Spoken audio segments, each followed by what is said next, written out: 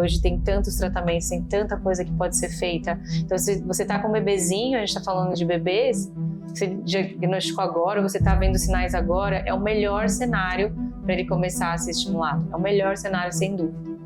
Então, tendo intervenção precoce, tem inúmeros artigos já que falam isso, da Sally Rogers, que falou sobre o Denver, e também tantos outros, que trazem muita evidência com a intervenção precoce. E aí, Kelly, queria entender um pouquinho como funciona. Você falou aquele dia, eu fiquei super encantada com o seu trabalho, como que você faz a sua consulta. Achei muito inovador também a forma que você se organiza ali para ter a escuta dessa família. Uhum. Você tem todo um cuidado de análise aí, que eu posso até chamar de horas indiretas, que você fica estudando o caso. Sim. Eu achei muito importante, porque a criança, quando ela vai no consultório, quando ela vem aqui fazer uma avaliação, ela é um recorte. A gente sempre pede vídeos, porque ela tá num ambiente novo, pessoa nova, tudo novo pra ela. Né? Que nem a gente, quando a gente vai fazer a prova em algum lugar.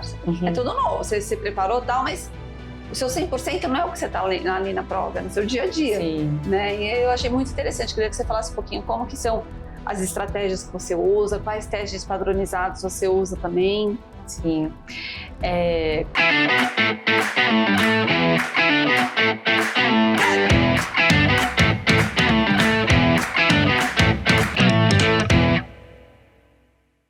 Olá, pessoal, sejam bem-vindos a mais um episódio do Formari Talks. E hoje eu estou com a doutora Kelly Oliveira, ela que é pediatra, médica, mãe, escritora, mentora, palestrante e especialista em autismo e em transtornos do neurodesenvolvimento. A doutora Kelly tem uma vasta experiência que vai desde a pediatria integral até a capacitação de famílias e profissionais da área da saúde. Vamos conversar sobre temas fundamentais para o desenvolvimento infantil e autismo. Seja muito bem-vinda, Kelly. Obrigada, Marina. Estou muito feliz de estar aqui com vocês e ajudar aí mais famílias nesse conhecimento que é tão importante, né? Com certeza. Obrigada. Sei que sua agenda é super complicada. Obrigada, a gente sempre acha um tempinho. É uma honra ter você aqui com a gente. Vamos falar um pouquinho, então, de diagnóstico, sinais e sintomas em bebês, né? Antes da gente entrar nesse tema, eu acho que faz muito sentido você contar um pouquinho da sua história, né? Por que você chegou... Você é pediatra de formação, como você chegou no mundo do autismo, como foi essa sua trajetória? Bom, eu sempre fui muito apaixonada por desenvolvimento infantil, então quando eu me formei em pediatria e comecei a estudar a parte de consultório, eu vi o quanto que era importante essa parte, e aquela questão dos 1000 dias, de como é importante os primeiros anos, então eu aprofundei bastante nessa área, mas foi quando a minha filha nasceu, a minha primeira filha, Esther, hoje ela está com 5 anos, que teve uma grande mudança na minha vida. Eu fiz pediatria na USP, depois fui fazer legiminologia na Unifesp e me especializei nessa área, mas eu sempre gostei muito de cuidar da família, cuidar do todo. E a minha filha, quando ela tinha mais ou menos 7 meses de idade, ela começou a apresentar alguns sinais que pareciam suspeitos de autismo. E então foi menos de 1 ano, ela era um bebê. Eu acho que tem muito a ver com o nosso tema de hoje. Isso. E aí ela tinha alguns sinais que ela tinha dificuldade de me olhar na mamada, ela sempre ficava muito dispersa, então ela me olhava e às vezes desviava, ou aquele olhar meio atravessado, né? Que você olha fundo, né? Você olha assim para a parede, em vez de olhar para o olho, você meio que olha meio atravessando a parede. E aí ela também começou a fazer uns movimentinhos com a mão, então ela fazia um movimento assim com a mãozinha, e com os pezinhos também, isso por volta de 7 meses, foi perto da introdução alimentar. E eu não tinha assim não tive aquela percepção, porque desde o dia 1 dela eu estava estimulando, eu sempre buscava formas de estimulá-la com diferentes brinquedos, objetos, então eu sempre pesquisava o que eu poderia fazer para ela, estudava o mês a mês ali para eu conseguir fazer isso, e eu sempre vi ela muito responsiva. Mas foi uma amiga minha até que trabalha com essa área hoje de autismo que me chamou a atenção e falou, Kelly, eu vi esses movimentos. Ela viu até pelo Instagram, porque eu postava um pouquinho do meu dia a dia com as meninas, no caso só com a Esther, né, porque eu não tinha a Sara ainda. E aí ela falou, não sei, talvez tenha que investigar. Aí eu comecei a pesquisar e falei, poxa, será que é autismo? Mas até então não tinha passado isso na sua cabeça? Nada, não tinha passado. Na faculdade vocês estudam isso? Autismo, transtornos, neurodesenvolvimento? Muito pouco, muito pouco. Eu acho que na faculdade eu nem lembro de ter estudado sobre autismo. Que coisa, né? Eu fiz Unicamp, não é? Né? E pediatria, né? Isso, aí na residência, que ainda era, né, mais recente, eu fiz 2011 e 2013, também eu não lembro de ter estudado isso, ou se foi muito superficial. Assim. Era muito voltado para patologias, mas patologias não tanto do neurodesenvolvimento. Mas a gente vai buscando conhecimento sempre, né? E aí eu comecei a investigar, comecei a pesquisar, enfim, aí eu falei, não, o que eu preciso fazer para ajudar minha filha? Então, eu procurei psicólogos, procurei neurologistas também na época para avaliar, e também não fiquei naquela assim, eu preciso de um diagnóstico, eu preciso fechar alguma coisa. O que eu queria era saber o que eu tinha que fazer, qual tipo de intervenção, qual tipo de estímulo, e foi aí que eu conheci algumas pessoas. Então conheci o Dr. Tiago Lopes, que fala sobre autismo em bebês também, outros profissionais, a doutora Mayra Gaiato, enfim. E aí eles que me ajudaram a caminhar nesse processo, e a minha filha, ela evoluiu muito bem. Muito bem. Mas você chegou a começar com a intervenção? Comecei. Aí nessa época, com 8 meses, ela começou com a terapia, que é o ABA naturalista, ou que a gente chama de Denver, é o método Denver. Eu fiz alguns cursos também na época para conseguir ajudar e fazer estímulo em casa. Só que foi o início que aconteceu a pandemia. Então foi 2020, ela começou em fevereiro as terapias. Março já parou. Exato. Só que aí a gente continuou online, e como eu tinha feito os cursos, a gente fazia supervisão online, e eu estimulava todos os dias a minha filha. Então sentava no chão, aquela história de olha no olho, brinca, traz o sorriso. Chama atenção com comprei chapéu, comprei aqueles óculos diferentes. E fiz coisa que eu sei que é tão importante fazer em casa, mas a gente não sabe fazer. Sim. Ou não faz. Então, isso eu acho que foi o que mudou muito o percurso assim, da minha história, me ajudou muito. E aí foi que eu entrei nesse mundo do autismo, porque até então eu tinha feito toda a minha carreira para uma área. Sim. Eu tinha nichado também bastante para a área de amamentação, porque depois eu fui consultora internacional de amamentação, tinha cursos profissionais, eu tenho até hoje cursos para profissionais e médicos nessa área. Tá. E aí eu me deparei com essa necessidade da minha filha e comecei a estudar, e isso também fez com que eu me apaixonasse mais ainda pelo tema. E aí que eu mergulhei de cabeça. Entendi. Então foi assim que você começou aí no mundo do autismo, né? Foi. Aí que depois eu fiz certificações, ainda estou fazendo pós-graduação e estudando mais. Entendi. E sua filha desenvolveu bem? Teve desenvolvimento de acordo? Como que ela ficou? Ela se desenvolveu muito bem. Todos os sintomas que ela tinha, eles desapareceram, foram sumindo. Eu falo que ela até tem eu diria que talvez ela esteja no fenótipo ampliado, mas isso seria outro tema, né? A personalidade autística, que tem algumas características do autismo, porém isso não configura um prejuízo nem um diagnóstico de autismo. Porque de vez em quando ela é muito metódica, extremamente assim, tem que ser do jeitinho dela, a questão da rotina. Esses dias eu vi ela enfileirando os brinquedos, eu falei, eu gosto de enfileirar os brinquedos. Mas não tá. Hoje eu tenho acompanhado o desenvolvimento dela, óbvio que eu estou sempre olhando e, né, com esse olhar crítico, mas não fechou o diagnóstico. Ela recebeu alta, então ela fez as terapias até 2 anos. E aí, com 2 anos, ela recebeu a alta das terapias. É a importância, né, Kelly, de começar cedo, né?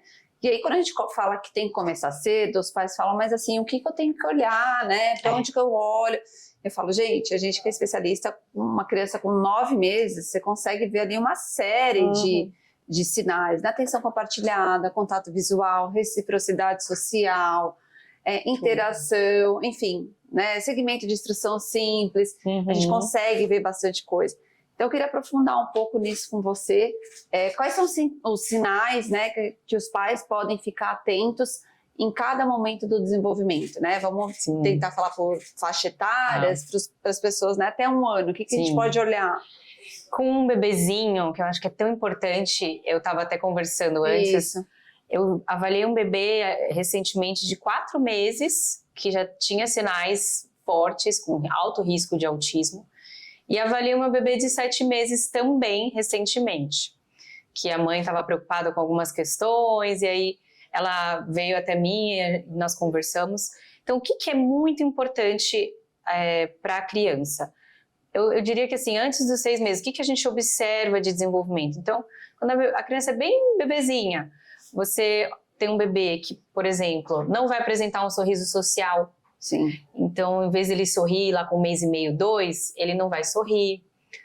É um bebê extremamente irritado, parece que o mundo irrita, parece que tudo é muito forte ou estimula demais.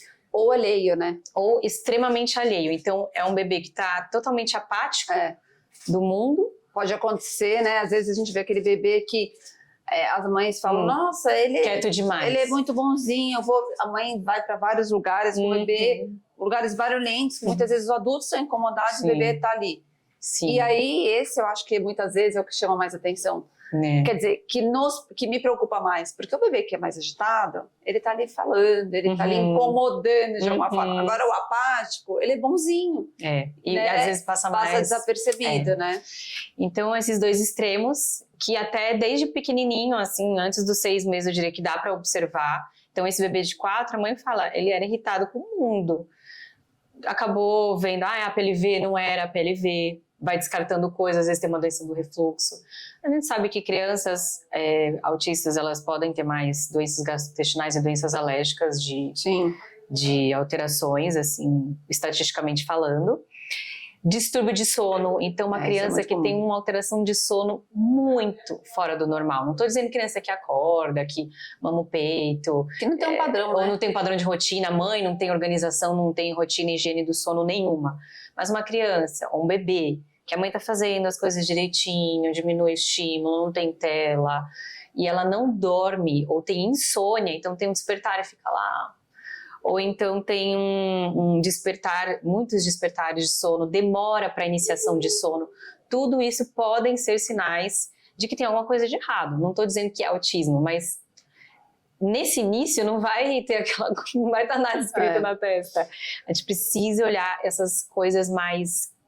Alguma coisa não se encaixa. E o que eu acho interessante nesse tema é que, assim, bebês, eles têm muitas características, né, bebês típicos, por vezes tem muitas características de crianças com autismo e não necessariamente são, né? Então, a gente tem que ter um olhar muito clínico, né? Não é porque não olha, às vezes, que é autista, não é porque tá balançando, o bebezinho tem os movimentos repetitivos, então é muito tênue, ele realmente precisa de um olhar bem profissional, porque senão ou a gente banaliza ou a gente super rotula, né? Eu acho que esse é o ponto, né, Kelly? Com certeza, ter esse equilíbrio de entender essas sutilezas.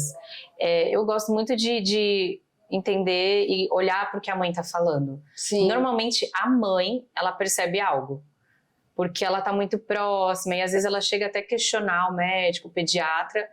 E eu não estou dizendo que sempre a gente precisa valorizar absolutamente tudo, mas se a mãe está trazendo uma queixa para o profissional, o médico, eu vou olhar essa queixa com bastante atenção. Eu falo muito isso aqui para as meninas, a gente tem isso como premissa. Quem conhece mais a criança, o adolescente, o filho, é a família. Seja a mãe, seja o pai, é a família. Então, a gente fica 3, 4 horas no dia, né, dependendo do caso, com a criança, com o jovem. A família fica 20 horas, a família está nas férias, a família vai do nascimento. Estou pegando essa criança aqui com 3, 4 anos. Então, quem conhece mais essa criança é a família. Eu acho que é muito importante isso que você está falando, porque a gente ainda vê hoje em dia a fala da mãe ainda sendo banalizada, né? Eu acho isso totalmente improdutivo. Eu acho que isso tem que ser uma fonte de informação para ajudar no nosso tratamento. Né? E não é nosso papel julgar ou né, apontar o dedo. É uma outra posição que a gente tem que estar, né? a mãe fala e às vezes o profissional, não, mãe, isso aqui não é nada, ai, você tá doida, imagina, não é. E a mãe fecha os olhos para aquilo, passa 1 ano, às vezes 1 ano e meio, 2, e lá na frente a criança vai descobrir. Quando na verdade ela podia ter começado a ser estimulada naquele dia, naquele momento. Então, por isso que eu falo que os pais, e principalmente a mãe nesse caso, fique muito atento e às vezes até insiste. Poxa, será que eu não preciso de uma segunda opinião? Então, eu sempre valorizo muito a queixa da mãe, demais. E o papel, né, Kelly, a gente estava até falando isso naquele outro encontro que a gente teve, o papel do pediatra, como é importante, né? Porque, infelizmente, a gente escuta muito ainda dos pediatras. Cada criança tem o seu tempo, cada criança vai responder na hora que ela tiver que responder, ainda é cedo para falar de autismo, falar de algum problema. Menino fala menos, menino demora mais. Aquelas ideias preconcebidas que, na verdade, quem está perdendo tempo no desenvolvimento e perdendo a janela da intervenção precoce, né, nos anos iniciais, é a criança, né? Sim. Então, isso eu acho que é algo também muito importante para a gente frisar, sabe? O pediatra tem que estar preparado para avaliar, cada vez mais vai ter, né, queixas, o autismo está aumentando, né? A gente fala aí de 1 para cada 36 crianças, a última estatística. Sim. E isso vem diminuindo, então nós não sabemos quando que vai ser a próxima estatística, provavelmente até menos que isso. Assim, 1 para cada 30 crianças, 25, nós não sabemos. Mas não tem como o pediatra não ter esse olhar crítico e não avaliar. Então é importante que o profissional também busque essa capacitação, busque conhecer mais sobre esse assunto. Com certeza. E aí a gente estava falando até 1 aninho, vamos lá, de 1 a 2 anos. Tá. Nem terminei de 1 ano. Então vamos lá. Tá. Não, assim, 6 meses a gente vai ver atraso motor, muitas vezes. Tem um estudo recente que saiu, até uma revisão sistemática, tudo, que fala que pode chegar a 80% de crianças que tenham algum tipo de atraso motor nesses primeiros anos aí da parte do autismo. Então, uma criança às vezes mais hipotônica, que demora para firmar o pescoço, demora para sentar, para engatinhar, para andar. Então, você vê esses atrasos acontecendo. E isso não é um diagnóstico, como é que eu posso dizer, não é um critério diagnóstico de autismo, porém é muito comum e está muito relacionado. É um alerta a mais.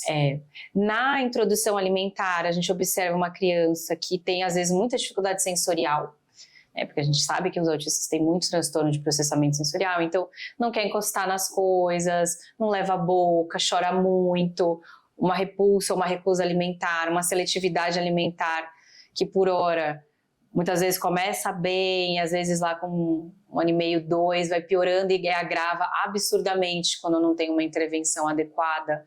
Ou se tem uma criança que tem um refluxo, uma alergia alimentar associada, também só piora esses quadros de irritabilidade, de alteração gastrointestinal. Uma criança, aí eu estou trazendo um pouco para os mais velhos também. Uma criança que é muito quietinha, então a gente fala de comunicação e socialização, né? Então, atraso de comunicação, atraso ou alteração na socialização. Como que é isso antes da linguagem? Porque comunicação não é necessariamente a linguagem, a gente está se comunicando o tempo todo, não verbal, gesto, olhar.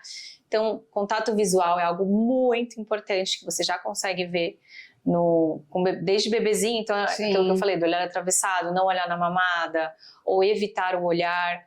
A triangulação, né, que a atenção compartilhada, Isso. O quanto essa criança, esse bebê faz a triangulação no olhar, que eu tô falando com você, volto para a câmera, falo com você, continuo o assunto, comento, dou para a câmera, né? Então, assim, isso é um dos sinais também muito importantes, né? Sim. Essa até bebezinha de 7 meses, a mãe estava preocupada, ela falou que a bebê não olhava quando chamava, tudo, mas a gente fez a avaliação, tinha todos as aquisições, fazia triangulação, fazia atenção compartilhada. Certo. O que é atenção compartilhada com bebês?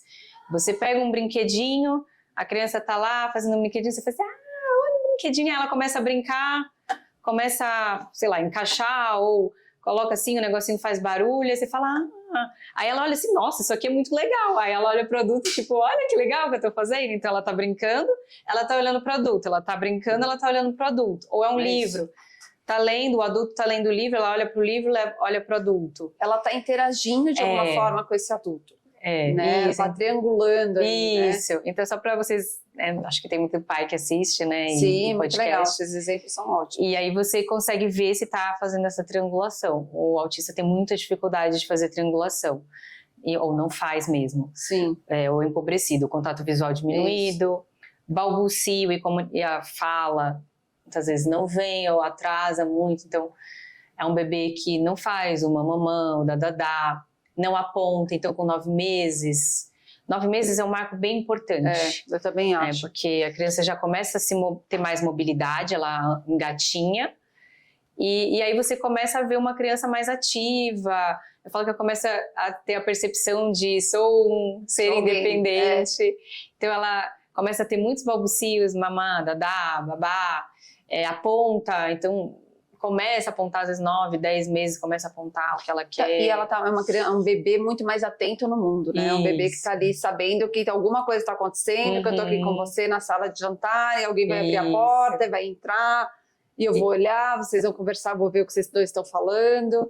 Ele tá mais atento, mais no mundo, digamos assim, né? Sim, com certeza. Tem às vezes até essa percepção mesmo de causa e consequência, o que vai acontecer depois, ou falar, passear, ela já corre para a porta, corre assim, vai engateando até a porta. Você vê que crianças... A compreensão já começa a ficar bem evidente, né? E chamar pelo nome também é um sinal de que se a criança não responde o nome, principalmente até 1 ano, é um sinal bem importante, o que nós chamamos de red flags, né? Esses sinais de alerta. Isso, eu ia falar. Mas pode comentar. Não, é isso mesmo, eu ia falar que as red flags seriam os sinais, né, ali pra gente ficar atento, que é o que você falou. Isso. Que mais? Bom, aí depois de 1 ano, eu acredito, assim, a criança começa a ter mais palavras, então de 10, 30 palavras, com 18 meses, de 30 a 50, perto de 2 anos, varia muito, mais de 100, 150 palavras, frases, começa até, mais ou menos até umas 300 palavras perto de 2 anos, mas depende muito do parâmetro, né? Os últimos guidelines, eles usam mais um corte para baixo do que o corte dos 50 para cima, né? Mas assim, você vê uma criança que já fala frases de pelo menos 2 a 4 palavras com 2 anos, e você vê uma evolução muito grande da linguagem entre 1 e 2 anos. Criança que falava mamãe, papai, oi, tchau, dadá, quer, faz o som dos animais, dos cachorros, ela começa a juntar 2 palavrinhas, quer passear, mamãe, comer, ela consegue se comunicar. Bolo, quero bolo. E aí com 2 aninhos já começa a falar frases de 2 a 4 palavras. Então, quando a gente vê que não tem uma evolução, ou às vezes até tem regressão, exato. Essa idade pode acontecer a regressão, então a criança falava tem a poda neural, pode ocorrer nesse período, que é um período que tem as conexões neurais, elas vão fazer uma poda, né? Como se fosse uma árvore, né? Os neurônios estão ali, as conexões estão se fortalecendo, tem muitas. A gente tem várias podas neurais ao longo da vida, né? Nessa fase dos 2 anos, na entrada na adolescência, entrada na vida adulta.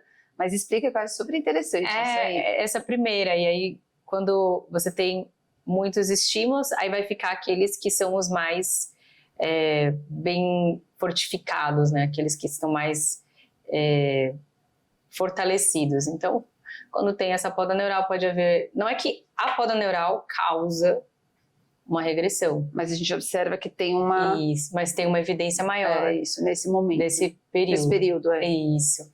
Então, tem pacientes que falam, nossa, falava, parou de falar, ou mesmo as palavrinhas que aprendeu não fala mais. E aí você vê a criança que que tinha um desenvolvimento até que esperado, começa a patinar. Às vezes não tem uma regressão, mas também a criança não progride. Ela estagna um pouco. Estagna. Então, essa parte de linguagem, eu acho que é o momento que os pais começam é o mais que tem a percepção, porque, poxa, não tá falando? Não, e agora? Mais chama atenção, né? Porque pra gente que é terapeuta, que é médico da área, a gente é o nosso dia a dia, né? Já tem um olhar clínico. Você tá numa fila de mercado, você não é? Você tá na farmácia, você sabe. Tem alguma coisa. Porque a gente vive isso. E não é que a gente tá julgando nem nada, mas é que nenhum médico ortopedista que vê alguém andando errado. Ele sabe andar, ele sabe ver isso, é uma pessoa de calça. Não é que ele tá ali procurando, mas ele tá com olhar clínico para aquilo, Sim, né? Com certeza. E o ponto é que esse é um sinal muito importante, né? A fala, que os pais percebem, fica muito evidente quando a criança para de falar. E a gente consegue perceber outros sinais que muitas vezes os pais não percebem, e eles não têm que perceber. Eu falo para isso, vocês não são terapeutas, tá tudo bem. Sim. Né? Porque ainda vem junto com essa culpa, nossa, como eu não vi, como eu não percebi, vai perceber ali depois de um ano, né? E aí a gente sabe o quanto isso é ruim. Então, se a gente pudesse deixar assim, algum recado para os pais, qual é o seu papel, né, na observação do seu filho em casa, o que você pode... Lógico, você deu várias dicas aí do que a gente pode olhar, mas como a gente sabe que tem famílias mais... não é famílias, perfil de pessoas que são um pouco mais organizadas e outras que vão mais, né, no easygoing, tá tudo bem. Tá tudo e assim, bem. mas se eu quiser acompanhar, o que eu posso ficar de olho sempre? É só listar isso que você me falou, dar algumas dicas assim de ordem prática, sabe? Eu acredito muito que vocês, assim, a visita ao pediatra é fundamental, você entender dos marcos de desenvolvimento mês a mês. Hoje tem até aplicativos, você pode encontrar muita informação na internet. Eu mesmo tenho um canal que tem até um... como se fosse um mini curso mesmo, gratuito, de desenvolvimento, que eu gravei todos os meses com a minha filha, de recém-nascida até 1 aninho, falando o que tem de cada marca, o que procurar quando não tem, quando procurar ajuda, quando não tem determinado Isso dá para marco. encontrar isso no seu site, no seu canal do Instagram? No YouTube, se você procurar a playlist desenvolvimento, o curso de desenvolvimento, vocês vão achar. É o do Pediatria Descomplicada. Porque como é um vídeo mais longo, eu coloquei lá. Mas também no Instagram eu fiz uma série de vídeos falando o que é esperado para cada mês. No blog também tem bastante informação. Então, se vocês querem acesso à informação gratuita, com certeza tem muito. E acompanhar o podcast aqui também. Com certeza. Acompanhar nosso podcast, que está cheio de informação e conteúdo para vocês. E tá também no seu Instagram, tá em destaques? Nossa, não está no destaque, mas eu vou colocar. Excelente ideia. É um assunto bem eu bem vou bacana. colocar, sim. Eu vou colocar no desenvolvimento mês a mês. E eu postava muito da minha filha, né? Então, o que era esperado, as pessoas colocavam. Mas agora elas já estão maiores, né? Então, não tem os videozinhos do dia a dia. Mas no YouTube tem o acesso. E pensar nessas red flags que eu falei para vocês. Poxa, uma criança que não contactua, que é muito irritada, ou extremo, apática, não responde o nome até 1 ano, você vê que a comunicação não está evoluindo, ou a fala não está evoluindo, ou até regrediu. Crianças que têm essa alteração muito grave da parte sensorial, não conseguem comer, uma seletividade grave. Aí vai começar a aparecer outras coisas, né? Quando é maior, as estereotipias, os movimentos repetitivos, andar na ponta do pé. Então, tudo isso são coisas que a gente fala que são algumas red flags, né? As bandeirinhas vermelhas, para ficar atento. Né? Por isso que eu falei, o papel do pediatra é fundamental, porque ele é o médico que vai estar mais próximo e deveria ser, né, pelo menos o médico que vai sinalizar, encaminhar para um especialista, encaminhar para uma avaliação. Tudo deveria começar no pediatra, né? Esse é o ponto. Exato. Esse é o ponto.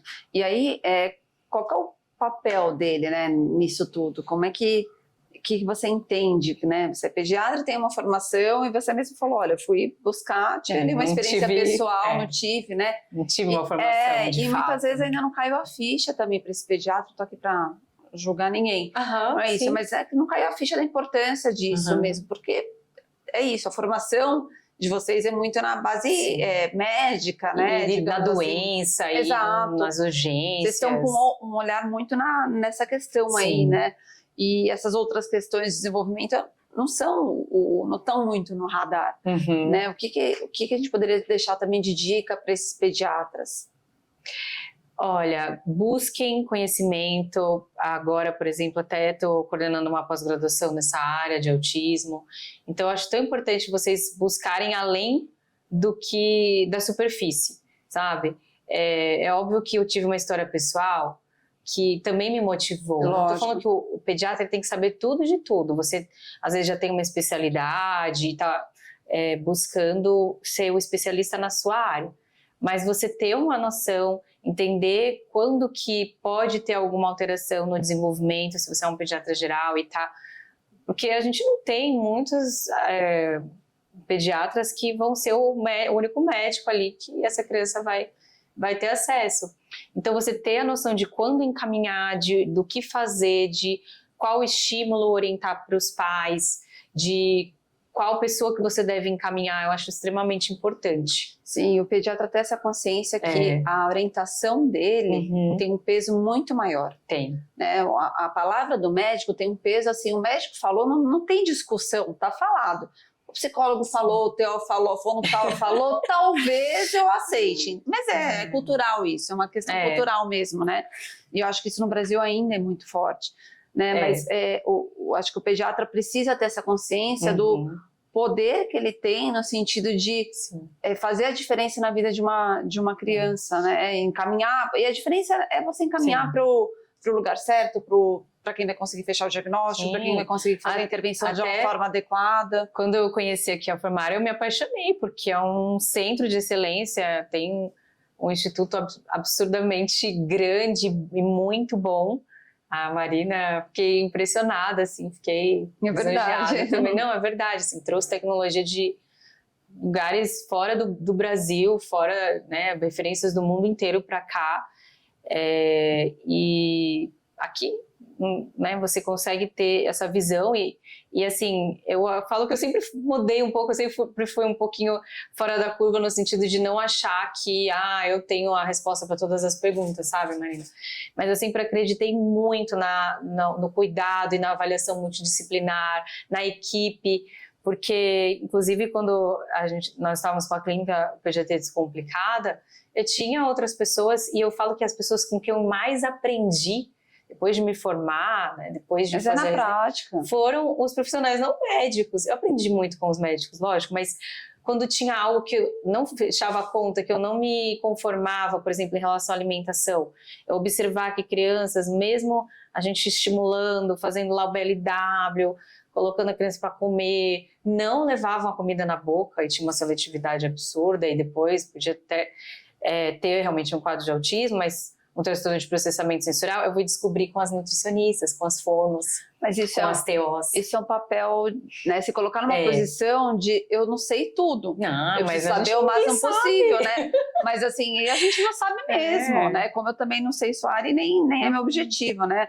Mas o básico, a gente tem uma noção, né? Eu sei que se a criança está com febre 3 dias, ela precisa ir procurar um médico. Não dá para ela ficar com febre por mais de 3 dias. É o básico, né? Isso basta ser mãe que você sabe essa regrinha básica, né? Você vai descobrindo ali. Mas é isso, né? Obrigada pelos elogios. A gente realmente tem uma preocupação. Eu estava até gravando um outro episódio, depois você poder escutar sobre os processos clínicos que a gente faz aqui na farmácia. Legal. Né? Porque a gente tem essa preocupação com realmente que essa criança desenvolva. E não só estar no mesmo lugar, mas ter um programa integrado. É um programa que está todo mundo caminhando para ali. Todo mundo sabe aonde a gente quer chegar. Porque não tem essa, porque na TO ela faz isso, na fono ela faz aquilo. Não, comigo, não importa, ela tem que fazer com todo mundo. Sim. A criança não é sua, não é minha. Exato. É o trabalho do projeto de desenvolvimento da vida dela. Sim, né? Porque tem isso também na nossa área, né? Tem na área médica, tem na área clínica.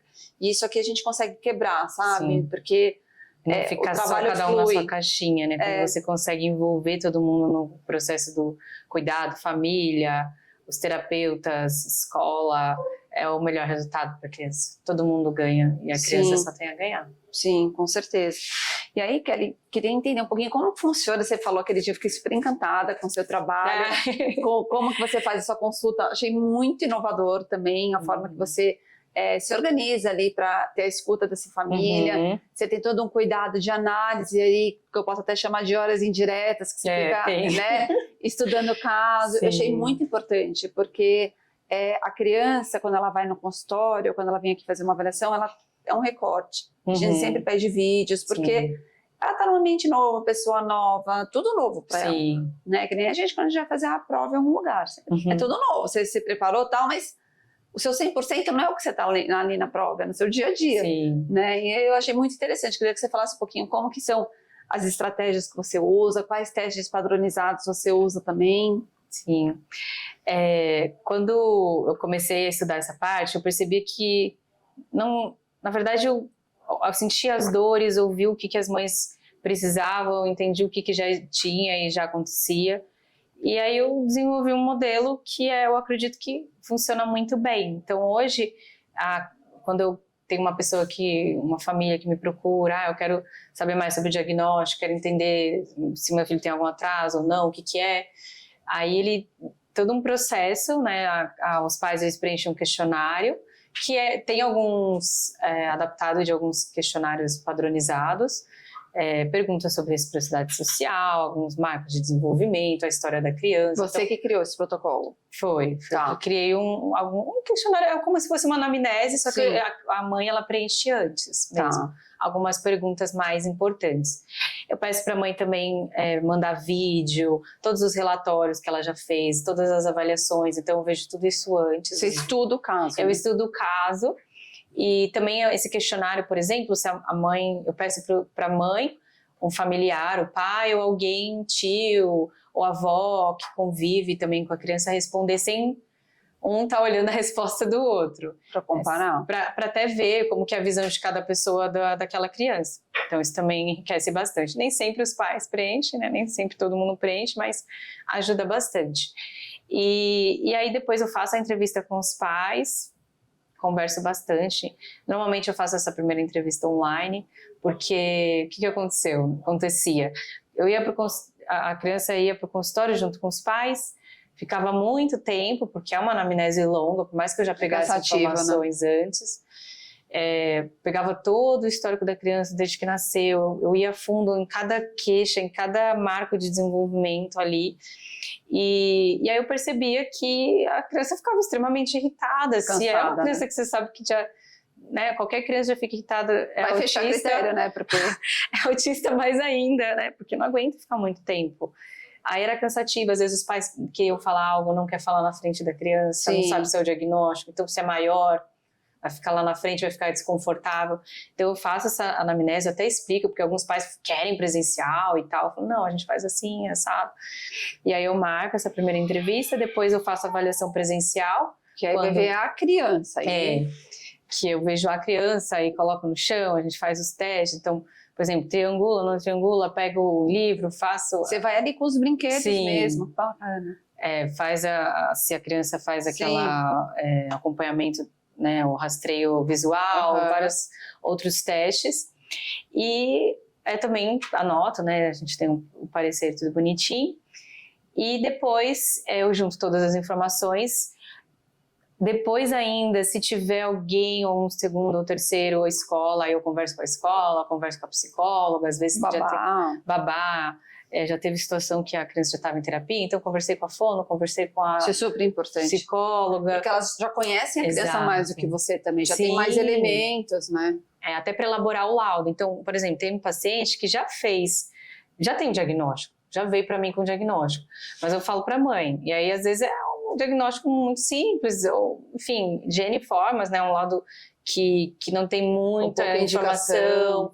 Aí, não tenho a indicação certinha, então eu falo pra mãe, não, eu preciso fazer a avaliação do zero. Aí eu faço do zero, converso com todo mundo. Então, teve um paciente que eu reavaliei recentemente, com 5 aninhos, e aí eu pedi para fazer todo esse processo de novo. Conversei com a psicóloga, que é a supervisora que atende ele é de outro estado, aqui do Brasil, e aí consegui chegar no formato de laudo e também na quantidade de horas que ele precisa. É mais teo, é mais fono, é mais...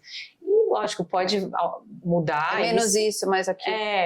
Mas exemplo, isso tudo você constrói, por exemplo, a indicação terapêutica para fono, para teo, você constrói com a equipe. Você tá ouvindo a equipe, eu converso com a equipe e peço opinião, pergunto. Se já tem uma equipe, eu conversa sim, e pergunto. sim, claro. Ou se é uma criança que vai começar numa clínica, por exemplo, vai começar aqui na Formare, vocês fazem aquela avaliação interdisciplinar, que vê todas as especialidades, é lógico que tem que ter uma troca, é o que eu acredito. E aí, nem funcionaria sem, né? Muito, inclusive a gente fez, né, de um pacientinho nosso que a gente fez esse laudo, falo que foi junto. Foi costurando, desse jeito, aí escreve assim e tal. Porque a gente sabe que é muito importante o documento da criança, é o plano de tratamento para ela. Não, e a viabilidade de fazer o tratamento, né? Porque a gente não está nem entrando na esfera burocratização, de convênio, de guia, de reembolso. Tem jurídica, a gente tem várias... Tem várias frentes aí depois disso. Mas, sobretudo, a gente está falando sobre o que aquela criança precisa. Sim, a necessidade real dela, né? Então eu peso muito isso. Então, às vezes, os pais questionam, às vezes algum profissional fala, pode colocar isso, pode colocar essa terapia e tal. Eu pondero, porque eu sei também que às vezes eu falo, olha, isso aqui pode ser que dê um problema lá na frente, tem certeza? É melhor colocar? Acho que não.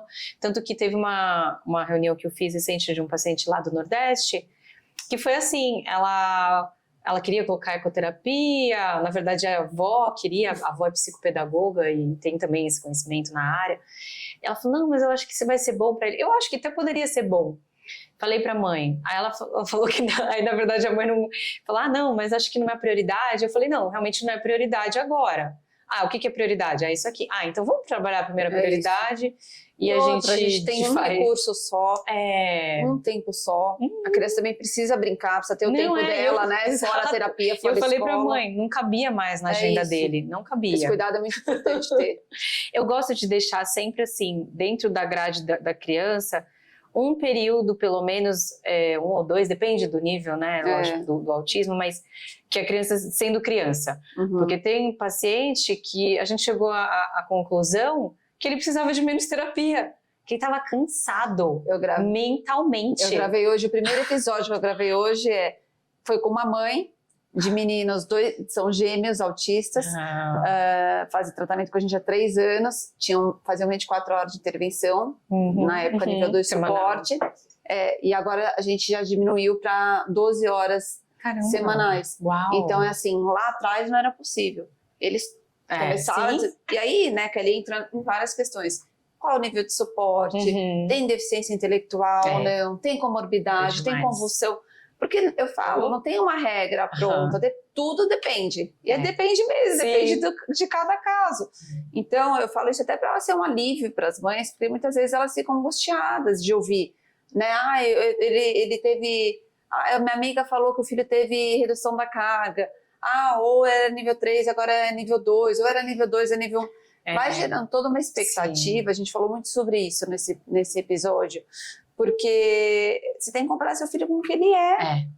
Porque senão fica sofrido para você, para ele nunca vai chegar, você vai estar sempre devendo, né? E então isso é muito importante. A gente entrou nesse assunto e a gente está falando das grades horárias, né? Que não tem um padrão, pelo menos ao meu ver não tem. E nem tem que ter, não tem que ter individualizado, né?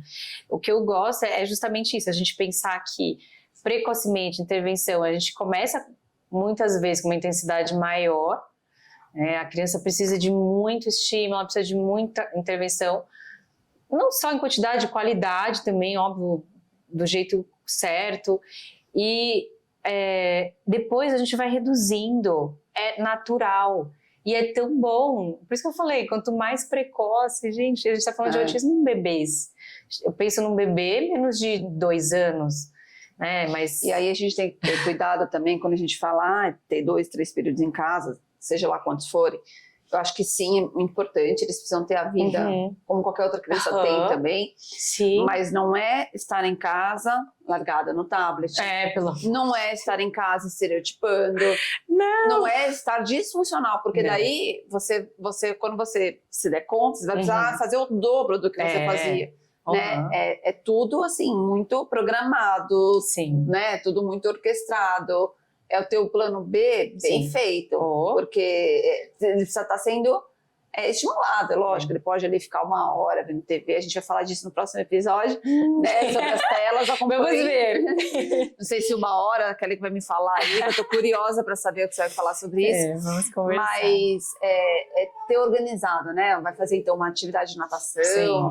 vai no parque, não sei, né. Experimentar, ter experiências sensoriais. Exato. Ambientais.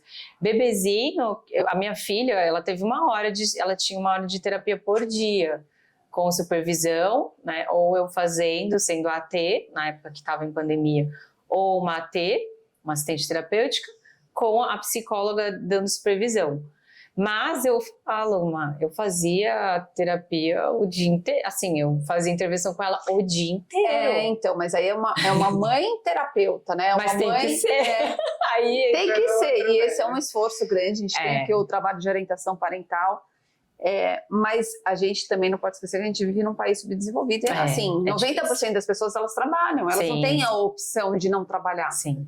Né? Então, você está falando para essa mãe, ela vai fazer o máximo que ela consegue ali das 6 às 10 da noite, ou das 6 às 8 da noite, dependendo do horário que a gente for dormir, de manhãzinha cedo.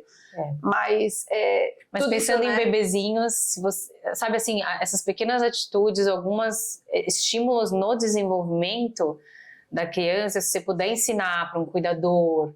Sim, não. E se você não puder, se você tiver alguém, avó, babá, sei lá. Babá, ou você mesma fazer quando você estiver presente, ajuda demais. Foi o que eu até conversei com uma mãe, essa mãe do bebezinho de 4 meses, que tem alto risco de autismo.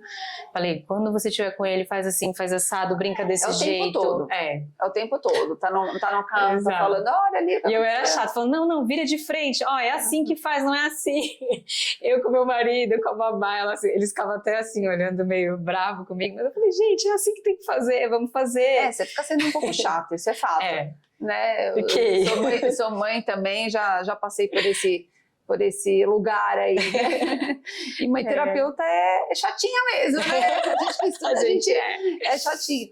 Mas eu acredito muito na orientação parental, acho que, né, seja com a família, com a avó, com quem fica ali com essa criança nos outros horários, faz muito sentido, porque não adianta, né, esse modelo de trazer para cá e não fazer na escola, seja onde a criança frequente, a gente sabe que não vai muito para lugar nenhum, né? Eu acho que é sempre um tripé, família, escola e clínica. Sim, com certeza. Sempre. E, Kelly, para a gente finalizar, o que você falaria aí para os pais que estão preocupados com essa questão do desenvolvimento dos filhos? O que você acha que é uma mensagem legal para você deixar para eles? Bom, eu acredito muito, tá? Que você, pai, você, mãe, vocês são os maiores especialistas do seu filho. Se você nota algo, a gente já conversou aqui, mas se você notou algo no seu filho que não se encaixa, poxa, será que tem um atraso, não tá fazendo contato visual, às vezes alguma palavrinha que falava parou de falar, qualquer suspeita que levantou aquela luzinha, levantou aquela, poxa, será? Converse, procure especialistas que vão te auxiliar, tá? Muitas vezes não vai ser o pediatra, nem vai ser o primeiro. Eu falo que até é raro que aconteça isso, né? Às vezes o pediatra, até o neuro, já vi falando que, você tá louca, não imagina, diagnóstico de autismo, né? Mas até essas clínicas, então, por exemplo, a Formare ou clínicas, né, integradas, como a Formare, elas têm a capacidade de poder avaliar o seu filho de maneira integral e também busque informação, né? Nossa, não tem condição, busque informação na internet, tem muita gente muito boa, por isso que a gente também está propagando aqui através desse podcast. E vocês vão encontrar, busquem até achar, sabe assim? Não se conformem se você está vendo algo assim, sabe? Então confie também nisso, nessa coisa do instinto, sabe? Não feche os olhos para algo que você está vendo, né? E confie que seu filho, ele vai atingir o máximo do potencial dele. Às vezes você está nessa luta do diagnóstico, ou, poxa, acabei de descobrir. É um processo difícil, sabe? Eu conto um pouquinho até nesse livro aqui que eu... Queria que você falasse um pouquinho desses livros também. Nesse livro aqui, O Maternidade Sem Culpa, é um livro que eu escrevi com outras autoras também, mas eu conto um pouco do meu processo, né? Não o meu processo técnico médico, mas como foi meu processo como mãe, ter a suspeita, eu conto que foi um choro, muito tempo, assim, fiquei chorando todos os dias, não sem agir, mas assim, também tive o meu luto, né? De chorar, de não saber o que ia acontecer. Muitas vezes a gente tem medo, porque a gente não sabe o que vai acontecer, né? O futuro, como vai ser. Mas busque o melhor, confie em bons profissionais, mas principalmente busque o melhor para o teu filho, sabe? Não se conforme com o mínimo, não. Tente sempre buscar o melhor para o teu filho. E às vezes vai ser você buscando conhecimento, vai ser você fazendo a intervenção, né? Às vezes vai ser você buscando os melhores profissionais e alternativas. Então, e tenha esperança, tenha fé, porque ele vai se desenvolver. Hoje tem tantos tratamentos, tem tanta coisa que pode ser feita. Então, se você está com um bebezinho, a gente está falando de bebês, você diagnosticou agora, você está vendo sinais agora, é o melhor cenário para ele começar a ser estimulado. É o melhor cenário, sem dúvida. Então, tendo intervenção precoce, tem inúmeros artigos já que falam isso, da Sally Rogers, que falou sobre o Denver, e também tantos outros, que trazem muita evidência com a intervenção precoce. Então, e esse livro aqui é do Espectro Autista Feminino, é um livro que eu também escrevi com mais outros autores, ele é um livro bem completo que fala sobre o autismo no espectro feminino, em meninas e mulheres. O meu capítulo que eu escrevi foi sobre superdotação e altas habilidades. Que a gente vai falar, né? A gente vai gravar um podcast disso. Isso. É um assunto super interessante também. Exatamente. Então, obrigada. Obrigada a você, Kelly. Obrigada, foi um prazer. Muito bom sempre estar com você e ter essa troca aí, que além de ser uma médica super competente, você é uma médica muito humana. E eu acho que isso faz muita diferença na vida aí das nossas crianças, jovens e adultos com autismo. Obrigada. Tá bom? Tá bom. Obrigada. Obrigada, gente. Pessoal, finalizamos aqui mais um episódio do Formare Talks. Foi incrível. Não deixe de assistir. Gravamos aqui com a doutora Kelly sobre sinais, sintomas em bebês com autismo. Então, nos siga, clica no link, nos procure no Spotify, no Deezer e no YouTube. Até lá!